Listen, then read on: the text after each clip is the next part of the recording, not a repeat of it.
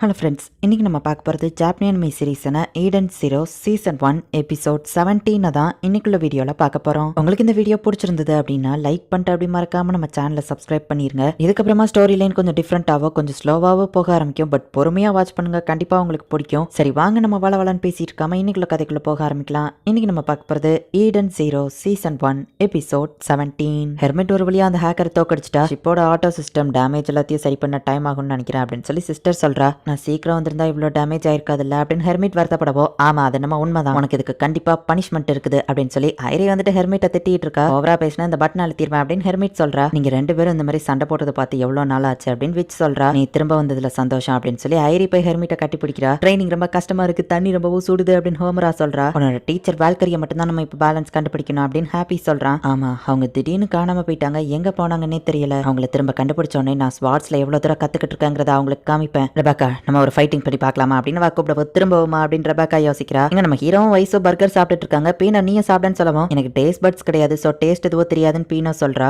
நீ ரொம்பவே பாவம்பா, யோ வயசு அவளுக்கு எப்படியாச்சும் டேஸ்ட் பட்ஸ் கொடுத்து அவளுக்கு டேஸ்ட் தெரியவை அப்படின்னு நம்ம ஹீரோ சொல்றான். டிஜிட்டலஸ்ல இருந்து திரும்ப வந்ததுக்கு அப்புறமா என் மனசுல ஒரே ஒரு ஆசை தான் இருக்கு, நானும் ஹியூமன்ஸா மாறணும். ஒரு நாள் நான் ஹியூமனா மாதிரி இந்த பர்கர் எல்லாத்தையும் சாப்பிடுவேன் அப்படின்னு வா சொல்றா. ஆனா பீனோ அதுக்கு வாய்ப்பு இல்லை அப்படின்னு சொல்லி வயசு சொல்ல வரதுக்குள்ள நம்ம ஹீரோ வந்துட்டு கண்டிப்பா ஒரு நாள் நீ ஹியூமனா மாறுவேன், இஷ்டப்பட்ட லெவலுக்கு நான் உனக்கு பர்கர் வாங்கி தரேன் அப்படின்னு நம்ம ஹீரோ சொல்றான். பீனோ ஒரு ஆண்ட்ராய்டு, அவ ஹியூமனா மாறதுக்கு வாய்ப்பே இல்ல, ஆனா ஒருவேளை மதர் நினைச்சா அதுக்கு வாய்ப்பு இருக்குமோ அப்படின்னு சொல்லி வயசு யோசிக்கிறான். பிளானட் பிரவுன்சியை காமிக்கிறாங்க, அந்த ஃபேக் ஹோம்ராவை காமிக்கிறாங்க. நான் யாருங்கிறத நீ அங்க போட்டு கொடுத்தலையே அப்படின்னு அந்த ஜெசிங்கிறவன் கேட்கறான். நான் அப்படி ஒன்றும் பண்ணலன்னு வா சொல்றா. டிராகன் ஜோவை நெருங்க என்கிட்ட வேற ஒரு பிளான் இருக்கு, அதை உனக்கு அனுப்புறேன் அப்படின்னு அவன் சொல்றான். சரி ஓகே நான் வெயிட் பண்ணிட்டு இருக்கேன், டிராகன் ஜோ இடத்துக்கு நான் போக ரெடியா இருக்கேன் அப்படின்னு வா சொல்றா. அச்சோ பிரின்சஸ் வந்துட்டாங்க, அப்புறம் பேசலாம் அப்படின்னு சொல்லி அவன் கனெக்ஷனை கட் பண்றான். ஹே ஜெசி திரும்பவும் என்ன வீடியோ கேமா அப்படின்னு சொல்லி எல்சி வந்து கேட்கறா. எல்சியோட ஷிப்ல ஒரு கவர்மெண்ட் ஸ்பையா இருக்கிறவன் தான் அந்த ஜெசி. இப்போ ஸ்பைடரை காமிக்கிறாங்க, என்ன தைரியம் தான் அந்த சின்ன பசங்க என்ன தோக்கடிச்சிருப்பாங்க அப்படின்னு நம்ம போயிட்டு இருக்கோம். ஒரு பொண்ணு வந்துட்டு அவனை தடுக்கிறா. பாஸ் இப்ப டென்ஷனா இருக்காரு, அவரை போய் பார்க்காத உனக்கு தான் பிரச்சனை அப்படின்னு வா சொல்றா. மரியாதை அழகா இருக்கு, நம்ம தொடவும் தொடாதடா, எப்படியோ இப்போ பாஸ் ஒன்னு அடிச்சா என்கிட்ட கேட்காதா அப்படின்னு சொல்லி அவனை உள்ள அனுப்புறா. பாஸ் ஒரு முக்கியமான விஷயம் அப்படின்னு அவன் உள்ள வந்து பார்த்தா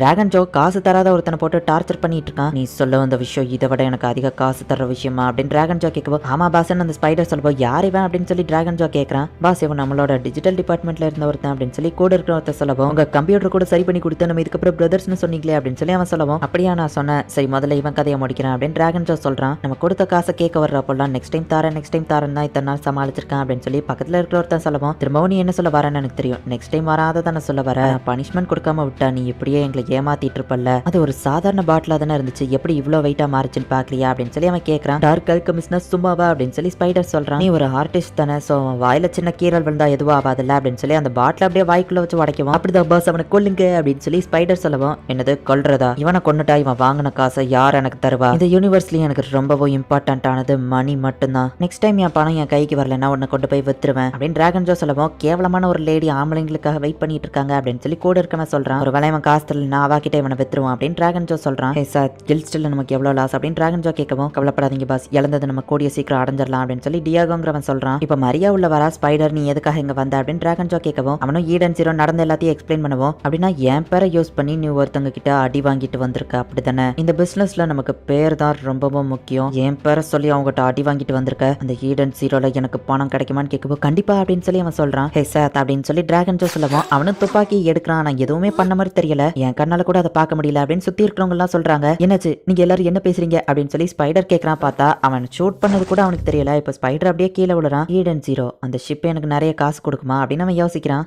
வால்கரியை தேடுறதுக்கு இவங்க கிட்ட எந்த ஒரு க்ளோவுமே இல்ல. ஹே ஹோம்ரா நீ வால்கரியை தேடி தான் ப்ளூ கார்டன் வந்தியான்னு ரெபேக்கா கேட்கவும், என் டீச்சரோட ஃப்ரெண்ட் சிஸ்டர் அங்க இருக்காங்கன்னு கேள்விப்பட்டு தான் நான் அங்க வந்தேன் அப்படின்னு ஹோம்ரா சொல்றா.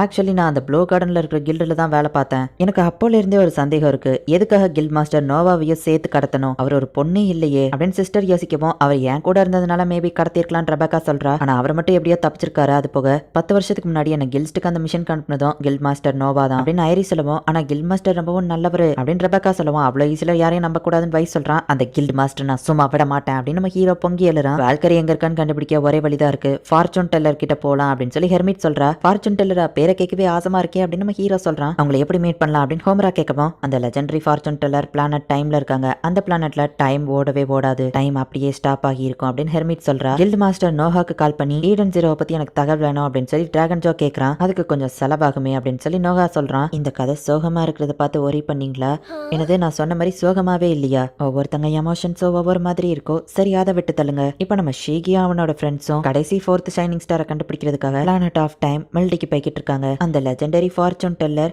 ஒரு நிமிஷம், என்ன பார்க்க அடிக்கடி கெஸ்ட் வரது சகஜம் தான், நான் போயிட்டு வந்துருந்தேன் அப்படின்னு வா கிளம்புறா. இந்த ஷிப்புக்கு நான் உன்னை கூட்டிட்டு வந்ததே கண்டிஷன்ல தான், ஒழுங்கா பன்னி காஸ்டியூமை போடு அப்படின்னு வைஸ் ஹோமரா பன்னி காஸ்டியூம் போட சொல்றான். அவ முடியாதுன்னு சொல்றா. ரெபேக்கா அந்த குட்டியா இருக்கிற ட்ரெஸ் நீ போட நம்ம ஹீரோவில் கிண்டல் பண்றான். இது ஒர்க் ஆகுறது ரொம்பவுமே சிம்பிள் தான். முதல்ல நீங்க இந்த சர்க்கிள்குள்ள போய் நிக்கணும், உங்க பாடி மெஷர்மெண்ட்ஸ் இதை அனலைஸ் பண்ணும் அப்படின்னு ஹெர்மிட் சொல்லவும் அதை நானும் பார்க்கணும் அப்படின்னு சொல்லி வைஸ் வந்து பார்த்துட்டு இருக்கான். வைஸ் அவனோட இஷ்டத்துக்கு ஹோமராவோட காஸ்டியூமை மாத்திட்டு இருக்கான். காஸ்டியூமை நீங்க ரிமூவ் பண்ணலாம், சேஞ்ச் பண்ணலாம் அப்படின்னு ஹெர்மிட் சொல்லும்போது ரிமூவ் பண்ணலாமா அப்படின்னு யோசிக்கவும் சில்லியா ஏதாச்சும் பண்ணணும்னு நினைச்சா மண்டை சதறிடும் அப்படின்னு சொல்லி ரெபேக்கா சொல்றா. அவ காஸ்டியூமை மாத்தி மாத்தி விளையாண்டுட்டு இருக்காங்க. இது ஓகேவா இருக்கும் அப்படின்னு சொல்லி வைஸ் ஒரு காஸ்டியூமை செலக்ட் பண்றான். பரவாயில்ல, இது கூட நல்லா தான் இருக்கு, எனக்கும் ட்ரெஸ் மாத்திக்கிடணும்னு தோணுது அப்படின்னு சொல்லி ரெபேக்கா சொல்றா. ஆமா, என் ஒரிஜினல் ட்ரெஸ் எங்க போச்சு அப்படின்னு சொல்லி ஹோமரா கேட்கவும் அதை துவச்சு ட்ரை பண்ணி சேஃபா இருக்கும், கவலைப்படாதீங்கன்னு ஹெர்மிட் சொல்றா. நானும் காஸ்டியூம் மாத்தணும் அப்படின்னு சொல்லி இப்ப எல்லாருமே அடிச்சுக்கிட்டாங்க. கடைசியில எல்லாருமே வந்து காஸ்டியூமை சேஞ்ச் பண்றாங்க. எனக்கு இந்த காஸ்டியூமே ஓகே தான் அப்படின்னு சொல்லி விச் சொல்றா. ஹே விச், சீத்ரோ காஸ்டியூமா போட்டு நம்ம ஹீரோ சொல்றான். டீமன் கிங் உங்க ஆசை அதுதானா, அதை பண்றேன் அப்படின்னு சொல்லி விச் சொல்றா. விச்சுங்கிற பேருக்கு தகுந்தபடி ஒரு பெரிய தொப்பி வைக்கலாம் அப்படின்னு சொல்லி வைஸ் வந்து வேற காஸ்டியூமை செலக்ட் பண்றான். விச்சோ சிஸ்டர் ஐரியோ காஸ்டியூம் மாத்துறாங்க.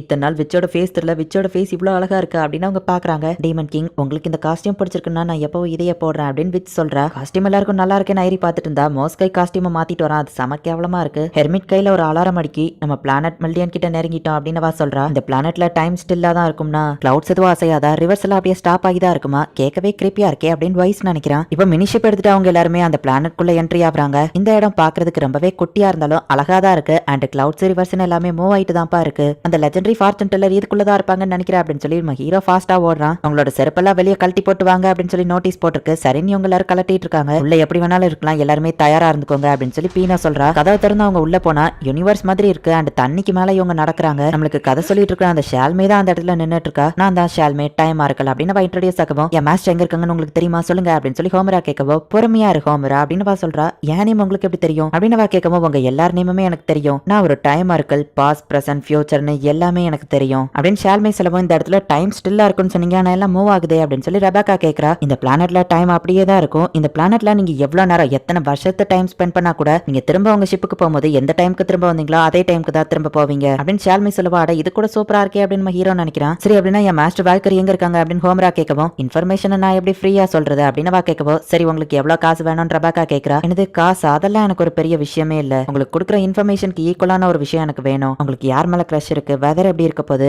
யூனிவர்ஸ்ல இருக்கிற எல்லா பிளானட்டோட மிலிட்டரி சீக்ரெட் எல்லாமே எனக்கு தெரியும். எனக்கு தேவையானதெல்லாம் ஈக்குவலான ஒரு இன்ஃபர்மேஷன். உங்களுக்கு கொடுக்க போற இன்ஃபர்மேஷன் லெவல் டி இன்ஃபர்மேஷன். பதிலுக்கு இது ஓகேவா இருக்கும் அப்படின்னு சொல்லி அவ சொடக்கு போடுறா. பார்த்தா இவங்க எல்லாருமே தண்ணிக்குள்ள மூழ்குறாங்க. அப்படியே தண்ணி கடியில வேற ஒரு இடத்துல வந்து விழுறாங்க. மில்லியனோட கிராண்ட் அரினாக்கு அவங்களை வேற வேர்க்கிறேன் அப்படின்னு அவ சொல்றா. எந்த இடத்துல இந்த எபிசோட் முடியுது. ஷால்மி அப்படின்னு சொல்லி நமக்கு கதை சொல்லிட்டு இருக்கிற இந்த லேடி தான் வந்துட்டு டைமோட டோட்டல் கண்ட்ரோல்ல இருக்கிறா. பாஸ்ட் பிரசன்ட் ஃபியூச்சர்னு எல்லா விஷயங்களுமே அவளுக்கு தெரியும். ஹோமராவோட டீச்சரான வால்கரி எங்க இருக்கா அப்படிங்கறதும் அவளுக்கு தெரியும். பட் அந்த இன்ஃபர்மேஷனை இவங்களுக்கு கொடுக்கறதுக்கு அதுக்கு ஈக்குவலான ஒரு விஷயம் பதிலுக்கு எனக்கு வேணும் அப்படின்னு சொல்லி இவங்க எல்லாருமே ஏதோ ஒரு ஃபைட்டிங் ஸ்டேஜ்ல கொண்டு போய் பாவ அனுப்பாட்றா. என்ன நடக்க போகுது அப்படிங்கறத நெக்ஸ்ட் எபிசோட் பார்த்து தெரிஞ்சுக்கோங்க. அண்ட் உங்களுக்கு இந்த வீடியோ பிடிச்சிருந்தது அப்படின்னா லைக் பண்ணிட்டு அப்படி மறக்காம நம்ம சேனலை சப்ஸ்கிரைப் பண்ணிருங்க. தேங்க்யூ ஃபார் வாட்சிங். Bye guys. நெக்ஸ்ட் எபிசோட்ல மீட் பண்ணலாம்.